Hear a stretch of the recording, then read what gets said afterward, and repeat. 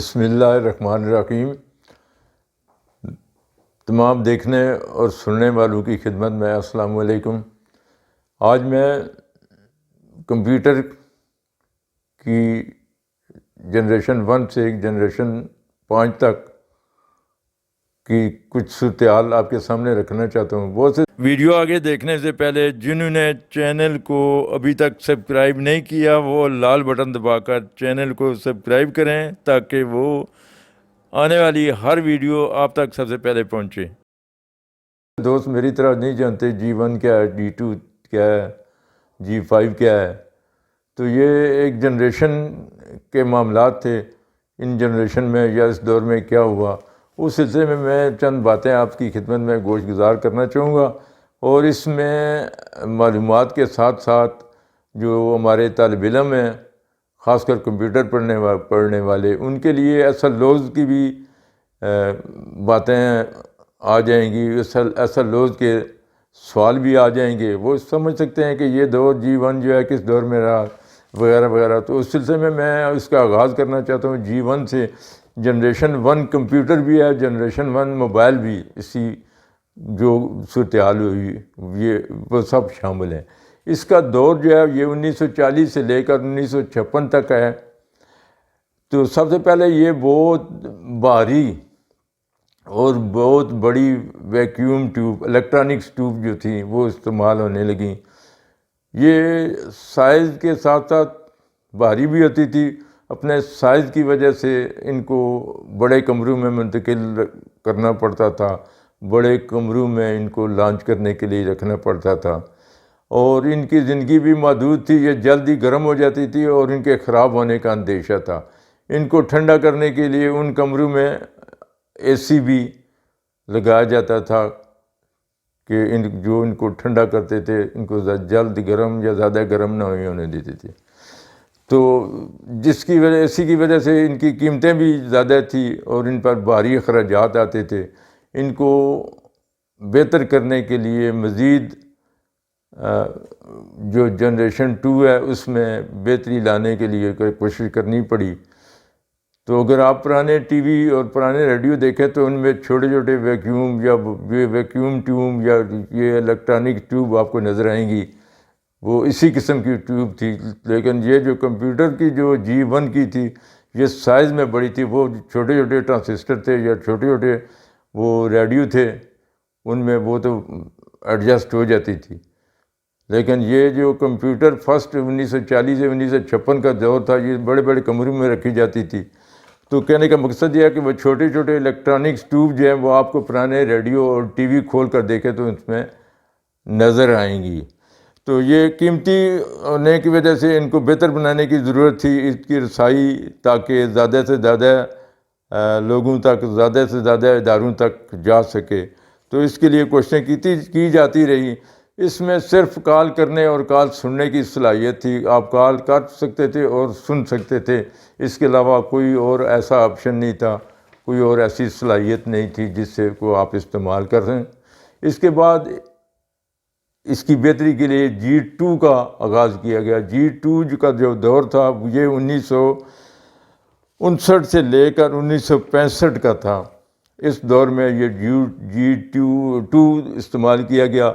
اس میں جو بھاری الیکٹرانکس ٹیوب تھی، ویکیوم ٹیوب جو تھی، ان کی جگہ ٹرانزسٹر استعمال ہوئے تاکہ اس میں بہتری لائی جا سکے۔ یہ نئی قسم کی ڈیوائسز تھیں۔ یہ الیکٹرانکس ٹیوب کے مقابلے میں چھوٹے چھوٹے ٹرانزسٹر ہوتے تھے، اور اس کے ساتھ اس میں کال سننے کے ساتھ ساتھ SMS میسج سینڈ کرنے کا آپشن بھی ایڈ کر دیا گیا تاکہ مزید اس میں سہولت ہو سکے۔ یہ بھی ترقی کا ایک نیا رخ تھا، اور اس کے ساتھ اس کی مزید کوشش جاری رہی۔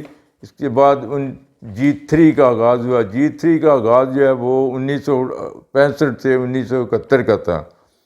یہ پہلی 2 جنریشن جو ہماری گزری ہیں، اس میں وہ ویکیوم ٹیوب اور ٹرانزسٹر کا استعمال ہوا۔ اس میں انٹیگریٹڈ سرکٹ کا استعمال ہوا تھا، اور بعد ازاں جو لارج اسکیل سرکٹ بنا دیا گیا تھا تاکہ اس میں بہتری لائی جا سکے. اس میں اس کے سائز میں بھی خاطر خواہ کمی آئی، جس کی وجہ سے یہ چیپر ہو گئے تھے، سستے ہو گئے تھے، اور اس میں زیادہ تر لوگوں میں یہ اس کا چارم پیدا ہوا اور لوگ اس طرف مائل ہونے لگے، لوگوں کی دلچسپیاں بڑھنے لگی. یہ سائز میں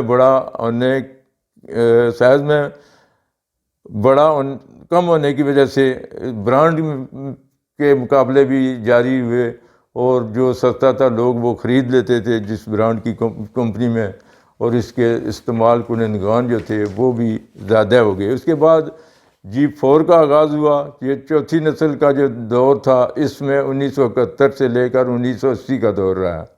اس دور میں LSI کا لارج اسکیل انٹیگریٹڈ کا استعمال ہوا، جو مزید بہتری کرنے کے لیے، مزید سہولت دینے کے لیے اس کمپیوٹر میں 5 قسم کے علیحدہ یونٹ رکھے گئے تھے. یہ ان 5 یونٹ پر مشتمل تھا: input, output, arithmetic, logic, memory, control unit. G4 میں انٹرنیٹ کے ساتھ ساتھ متحرک فلمز، مووی وغیرہ وغیرہ بھیجنے کا بھی آپشن ایڈ کر دیا گیا. اس G4 کے کمپیوٹر جس میں مزید بہتری آئی تھی، یہ ایک کمرے سے سمٹ کر ایک ڈیسک پر آ گیا تھا. سائز میں چھوٹا ہونے کی وجہ سے اس میں لوگوں میں بھی دلچسپیاں بڑھنے لگی اور عام زندگی میں بھی استعمال ہونے لگا، اور لوگ خود خرید کر اس کو استعمال کرنے لگے. اس کے بعد G5 کا جو دور تھا یہ 1980 سے اب تک چل رہا ہے. اس میں VLSI very large scale integrated technology کی جگہ ultra large scale integrated technology استعمال ہوئی. یہ آج کا جو کمپیوٹر ہے اس کا تعلق G5 سے ہے. اس میں پروگراموں کو نہایت تیزی سے ایگزیکیوٹ کیا جا رہا ہے، ایگزیکیوٹ کرنے کی صلاحیت موجود ہے. اب دنیا جو ہے وہ G5 کی طرف بڑھ چکی ہے. اب تک ہر چیز جو ہے موبائل پر شفٹ ہو چکی ہے، کمپیوٹر پر شفٹ ہو چکی ہے. دنیا میں تقریباً تمام کام جو ہے اس موبائل پر منتقل ہوئے جا رہے ہیں. اس ترقی کے دور میں موبائل نے اپنا کام نہیں چھوڑا جو اس کا بنیادی کام تھا. بنیادی کام جو G1 سے سٹارٹ ہوا تھا، یعنی کال کرنے کی صلاحیت. تو کال کرنے کی صلاحیت جو ہے، آپ کوئی بھی پروگرام کر رہے ہیں، انٹرنیٹ استعمال کر رہے ہیں، SMS استعمال کر رہے ہیں، تو جب بھی کال آئے گی تو اس کو وہ پرائرٹی دے گی. کمپیوٹر پرائرٹی دے گا، موبائل پرائرٹی دے گا.